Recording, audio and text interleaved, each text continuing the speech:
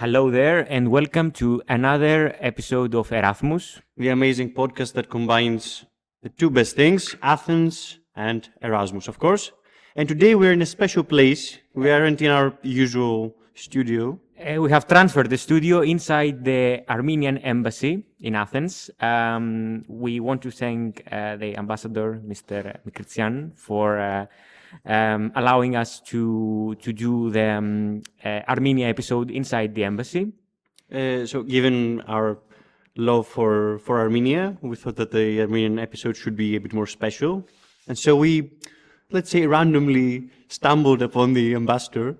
We told him about our beautiful podcast, and we decided to do it here.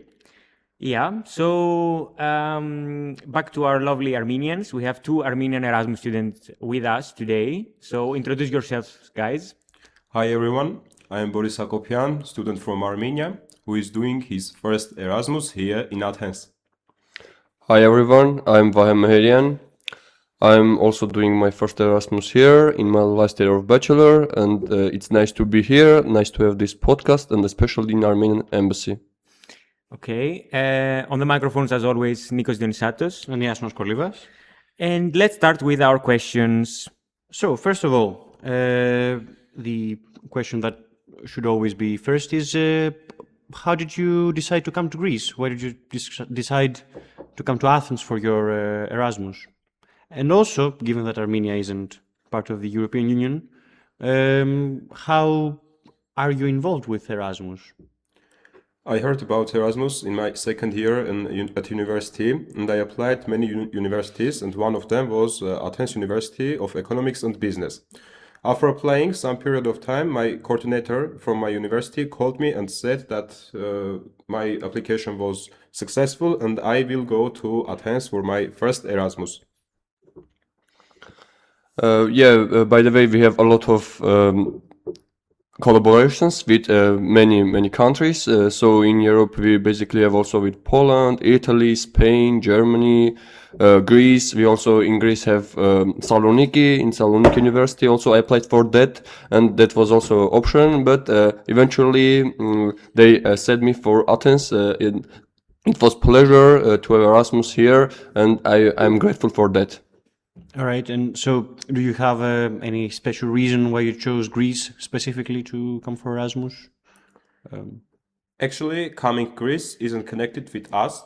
Just our coordinator said us and called us and said that we are going to Greece for our Erasmus. Ah, okay. Okay, it was centrally planned. Centrally planned. Yes. Yeah, like very post-Soviet. So you've been to Athens for some months now. So how do you like the city so far? And what are your favorite sites in Athens, like including Acropolis or excluding Acropolis? What do you think, Iasonas? I mean, they have their own Acropolis in Armenia. In Garni, yeah. Right? So maybe that wasn't that big of a surprise for them. So yeah, what did you like here? I will start from our first day. It was really heavy, rainy day when we first arrived in Athens.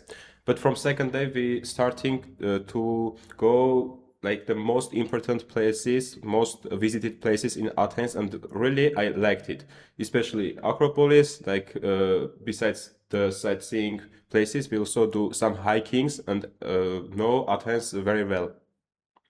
Yeah, it was a really beautiful city, and I think Athens has his own vibe. It's different from any, I think, capitals in Europe, because also we had the opportunity to travel in other countries, and it's a really different vibe. That culture, that history, you can see from Lycabettus, for example. You can see from, Plaka, from Gilfada, Piraeus, and all this stuff, like combining Athens and giving him another emotional part that you feel. So, you mentioned that you've been to many countries using your visa, Yes. of course, a unique opportunity.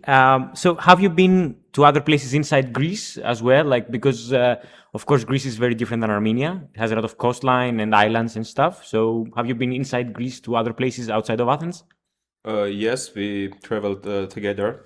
And the first place where we went after Athens, it was island Mykonos, which we really liked.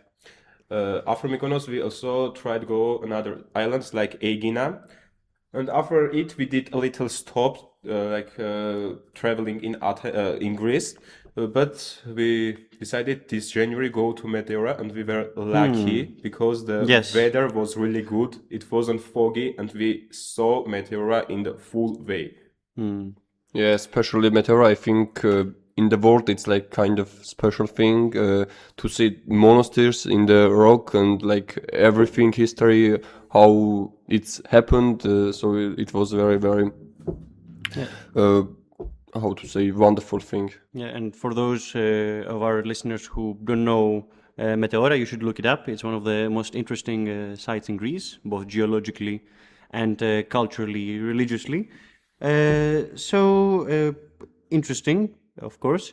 Comparing with Armenia, Armenia is a country full of monasteries, full of interesting sites, and with a very interesting landscape with mountains and stuff. How would you compare the two countries about like sites and cultural things and stuff? I will say that Armenians and Greeks are very similar. We are more similar than with another European nations. Maybe it's connected because we are, us two, are one of the oldest nations in this world, and really we, during our history, always very in connection. And about places, I can say that it's not very similar, but also I can find some similarities. I mean, I want to add to this question also, comparing the two people and the two countries. I would also like to ask about the religiosity, because Armenia is a very Christian nation, very religious nation. Have you noticed any similarities regarding this with Greeks? Do you think that Greeks are less religious than Armenians, or? I think people here are religious. You have like so many people going to church and visiting regularly. Also, about monasteries, about other things. I saw many of them. So I think it's comparable. In Armenia also, we do, and we do it frequently. All right, so let's go to a bit of a more spicy question. As always, we're interested in nightlife. And if you have had the experience of the Athenian, let's say, night scene, and also how does it compare to Armenia? I mean, and, we try to taste it in Yerevan, when we. yeah, we when should put a note here that we've been to Armenia and we really like it. We did try to experience the nightlife of Yerevan, but it was a bit difficult to find a place. So yeah, maybe a comment on that. The nightlife in Athens is Clubs and stuff. Yeah. the nightlife in Athens, it's really crazy. I liked it a lot, and my first experience was the next day of our arrival, and it's really different if you will compare it with Yerevan's nightlife. For example, I can say that in Yerevan we have many bars, but you can't find people who are drunk in streets. We don't drink too much. We know how much to drink, and just we are drinking for having just fun, not to interrupt others. And especially in the center, you can find different things. I don't know, if you like rock, you can go for rock. If you like Latin music or any stuff, there are a lot of places, a lot of clubs, and nightlife is not stopping here, especially Friday, Saturday. But and also we liked Mykonos parties, because it's another stuff. We were partied there 2-3 days. Wow. Which month did you go to Mykonos? Scandinavian bar. No, I mean, Which month? Which month? Which month? Oh, it was October, at the beginning of So October. they still party in Mykonos in October. Okay. Concerning again the nightlife, something interesting is that based on other podcasts that we have done, we have noticed that something that is very common for us, that we stay up all night when we go to a club. But in other countries, they leave at like 2, 3. When do you normally leave from a bar or a club in Armenia? Oh, okay. Do you do an all-nighter or? No, I don't think so. There are not so many places and clubs where you can go and stay so late. Basically, it's 2, 3, and like you are finishing, or people also like they are going out. So about that, it's not so many similarities. Okay. So here they are doing like until the end of energy. Okay, so now to one of the most important questions of this podcast that we do in every episode, and I mean we cannot exclude it from the Armenian episode because of the Armenian food. So Of course. yeah, it's time to talk about food. How do you compare Greek food and Armenian food? Because of course they communicate with each other. And what's your opinion about Greek food in general? Greek food really is similar to Armenian because during my Erasmus I understand that Greek also love meat as much as Armenians, and we tried Greek food when we just arrived in Athens. It was like gyros, which I really liked, and until today the place where we ate gyros first time is my favorite one. If I wanna eat gyros, I'm going here. Of course, no another places, but Greek kitchen isn't only gyros, there are also another things like souvlaki, moussaka, and the last one I also liked really much. All right, and what would you say are some representative dishes of the Armenian cuisine, just for the listeners to get an idea? Because we have discussed Greek food many times. Like Armenian foods mostly are full of meat again, and they are really famous, especially not only in our region and of course abroad of our region we can say, but the most famous dishes are Armenian barbecue, Armenian dolma, and maybe some soups like spas. Khash, I will add khash, rapama, jingelov hats. It's also like coming from Artsakh. It has 15 ingredients and a lot of stuff. So I mean, I think you tried something in Armenia, so you also can we'll mention get some. to that. And of course, lahmacun, right? Yeah, Yeah. lahmacun. Lahmacun, it's like a little bit, I don't know, questionable who is the original, but still. I mean, most foods are like Sure, most but, dishes are from controversial. from what I gathered, lahmacun is like how we have in Greece souvlaki, and we go out to eat souvlaki. In Armenia, you go out to eat lahmacun. It's like often, the standard fast food. or not. Mostly not, because Armenia love a lot shawarma. Yeah. Okay. Yeah, but if you are going to try lahmacun, don't forget about lemon. Of course. Okay. So to another also like very deep question that we do, especially in the last few podcasts. What about the cost of living? I mean, Armenia, of course, has a weaker economy. So how do you see like the cost of living in Greece as Armenians doing Erasmus? And was it difficult to find a house? Because housing is very, very, it's a challenge for Erasmus students, of course. So yeah, like housing and cost of living. Okay.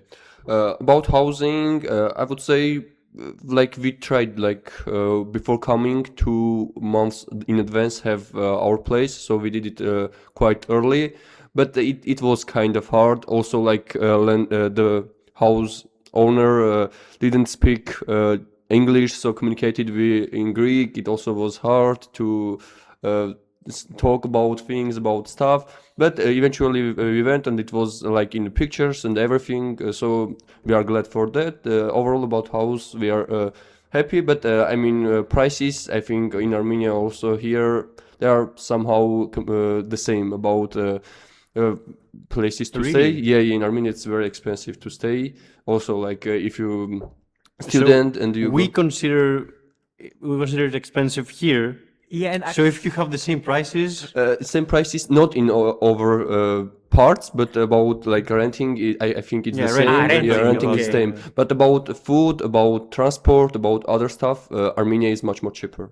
Yeah, that was our opinion as well. Mm-hmm. Like when we visited, Especially like in bakeries where you could get like I don't Yeah, know, yeah, some kind of pie for 1 40 euro, cents. just I don't know, Yeah. 40 cents. It's like about that. It's It Armenian was martial arts. amazing. All right.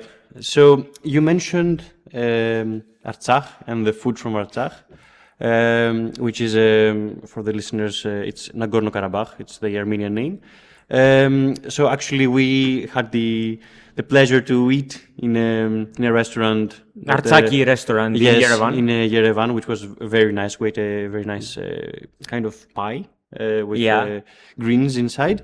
So I would like to ask. Recently, unfortunately, there were some armed conflicts, two wars between Armenia, actually the Republic of Artsakh, and Azerbaijan, and there were unfortunately Armenians fighting and being killed. So I would like to ask, what was the experience of the average person during these conflicts in Armenia? Because basically you have been at war in a way, right? Yes, like it was 2020, so the war starts. Also, it was like bad COVID-19 times, and it was like psychologically very hard for all of us. I mean, in Armenia, we all like had that how to say spirit, that patriotism, that we kept it from like childhood. And I was like 18 years old. Like after the war, I went to army. So like before that and during that process when war happened, I mean, emotions were like very, very different. I mean, communication, that the stuff, everything like told that maybe things going like normally, but eventually we lost the world. So it was also another shock, and also processes after that recovering. And I think like a lot of things still like now in our minds, in our memories. So that's a really hard thing to talk about that. Yeah, we understand, of course. Yeah, we had a similar discussion in the Ukrainian episode. Yes. So you mentioned the military service, which is also something we would like to discuss. We had this conversation in the Finnish episode as well, and we're very curious because in Armenia it used to be 2 years, now it's 18 months, so it's super long, like even for Greek standards, and it's very different than other European nations. So we are curious, first of all, how it is to actually serve and how it is to anticipate serving, because we have both cases here. How is it perceived, like as a duty, and what's the reality inside the army while doing the military service? Okay. So as a duty, you are like from childhood, you know that you when you will be 18 years old, you should go to serve, and it's kind of like you are proud of that. You should go serve and come back home, and like we have also like cultural thing when we going army, we are making big celebration, and after coming back also. So that means that it's like cultural stuff. It's in Armenia, and it's a very common thing that we are taking care of the soldiers when in regions. Some people just giving them, I don't know, food, some help or something. And I also like when served 2 years in Armenian army, and I served in Syunik. It was hard times because it was just after war. So a lot of questions, a lot of stuff, but still I'm very proud that I served in Armenian army, and now like after that you 100% can do another stuff, your education be in that, but like serving is also like one important part of Armenian guys. Okay, but can you take deferment, like to postpone it, like for studies, right? Like, or to go when you're 18? Yes, you can postpone it, but after that you go like officer. There are some special programs you can postpone it, but after that you will go and they will pay you much more, and you will be like officer, and you will have some soldiers whom with you like will take care. And of course, if you want to postpone it because you are a student, the government will pay for your education. Ah, Yeah. okay. So you will study free, we can say. Yes. Yeah, but like what is the salary like? Is it the basic salary like when you serve before the studies, or Yeah, like, because he's asking because in Greece, the salary is soldiers do get paid, but it's a joke. it's like 50 euros per month. month. So yeah, Yeah, like how many drums do you get like in the army? In the army, we are also not getting too much. It's like 20 euros or something like that in a month. I mean, it's still not so much. But if you are serving as an officer, like after education, you are having much more, and eventually you also have money when ending your 2 years. If you are doing it as an officer, but as a soldier, you not have so much money, just 20 euros in 1 month. Okay. interesting. So we see that in the Armenian society, the military is really valued. That's what I understand, right? Yeah. Yes, that's true. Okay. So besides all these very very serious things, how do you view the European future of Armenia? Like, how do you believe that Armenia, for example, will be closer to Europe in the future? Like, And do you feel European or more related to the East, Russia, or? yeah. I can say that joining European Union, it's not gonna be easy process. It will take a long period of time, and if it will take more if you are if your country is located a region like ours, because we are in the like center of Western and Eastern world, we can say, because we are unclose with Eastern part, and we are going to be close. We wanting to be close on Western part. All right. Yeah, but still, like a lot of collaborations. For example, Erasmus for students, and other many things that are going according to European agreements. And like in our university, I saw the last year 3-4 times that many European students came in Armenia and they stayed for 17 days and they make programs. I also participated in that program. So when you are doing like that kind of stuff, and also I think our cultural things very, very common to Europeans, you are more integrated, and I would say that young of Armenians, they're mostly like into Europe, and I think also things going to be in that order. Okay, so Erasmus is becoming more popular, like to Armenians, like young Armenians as well. Yes, it's very popular, I guess, because it's maybe more than 10 years it's happening in Armenia, and like as a student, you know, and who had that experience, talking about that very emotionally, very excited, so you also want to do it. Yes. Yeah, I had when we were in Yerevan, at least in the city center, you did get the vibe that you're in a European capital, and you saw like hipster shops and like coffee shops that looked like you were in Central Europe and stuff. So maybe the process is slowly materializing. happening. Yeah, I mean, in Yerevan, though, yeah, like I think that it's also a matter of architectural development. Like It's a very beautiful city. Go guys, like travel And there. very It's unique. It's worth like it. It's all like orange-ish stone, and so very nice.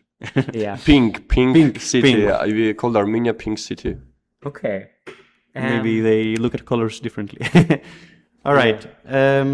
So we would also like to ask maybe the final question. Not yet. I think I have one more question about the Armenian language, because it's very different. Of course, I had to ask. Armenians appreciate their language a lot, from what I get.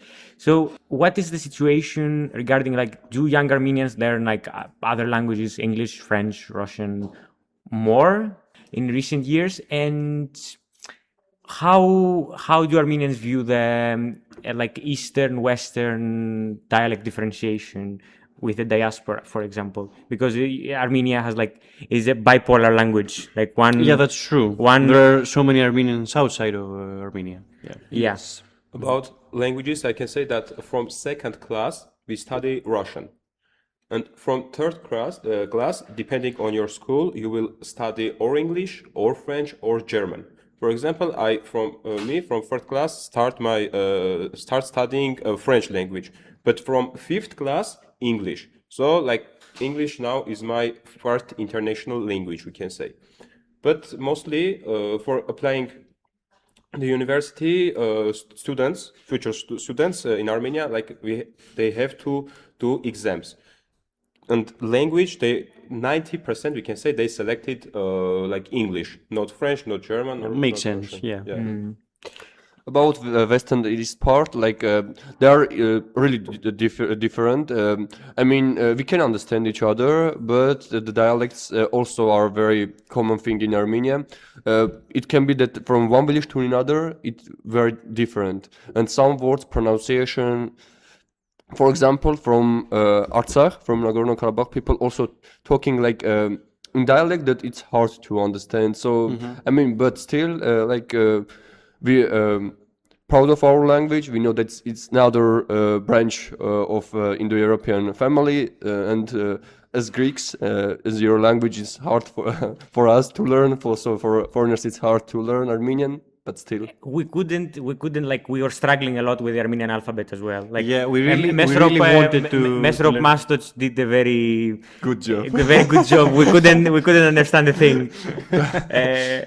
Okay, so another thing that we're interested in, of course, that we should have mentioned maybe earlier is, did you meet any Armenians who live permanently in Greece here?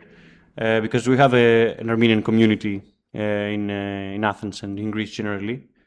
So, yeah. Honestly, I haven't met like Armenians who live in Athens, but we met a lot of tourists, especially in Meteora, who came from Armenia here for their holidays. And what was interesting, we were in Meteora with our friends, and when we met so much amount of Armenians, our friends were shocked at how it's happening that you everywhere where you going, you like meet the Armenian people. We had the exact same experience when we were in Armenia. We went to a random restaurant in Dilijan, and we were sitting, and immediately when we sat, another group of people came in, okay, and they were speaking Greek, of course. Like the most random place, the most random restaurant, but no. Yeah, of course. Yes. Of course. And you can compare Meteora with Horvirap. Like yes, of course. Yeah, it's a similar situation. So yeah, I think that diaspora is also very important. Like to pick up your question, like how is diaspora perceived back home? Like the Armenian diaspora, like the Armenians abroad. How do you view them like inside Armenia? Do you have a close relationship with them or not? Yeah. Yes, I would say we have close relationship. They are always like I have mostly like relatives that are living in Russia or Ukraine because they moved there for working and stayed there. They are always like in communication, but I would say also another many European countries. We have a big diaspora in French, also in US. They're also like many times they are also giving money when something bad happening, for example, war or some bad situations. They are giving money, so they are extra helping. That's also one of Armenian power, you know. Yeah. And do they keep the language? Like, do they still speak Armenian? Because our own diaspora, slowly but surely, doesn't really speak Greek that much, or they speak not to a very They try proficient they try. level. Yeah. As I know, from my experience, most of them are talking and they are keeping that because they are in the family, in the house, they are speaking in Armenian. So they are trying to keep. Maybe a lot of people from diaspora cannot read, but still they can speak and can understand Armenian. That's great. That's amazing. Yeah. I will add that in US there's a city, Glendale, which we call Small Armenia, because more than 95% of population are Armenian. And in Glendale we also have Armenian church, Armenian school, where like Armenian people go, like Armenian children going to study not only Armenian language, but also our history and culture.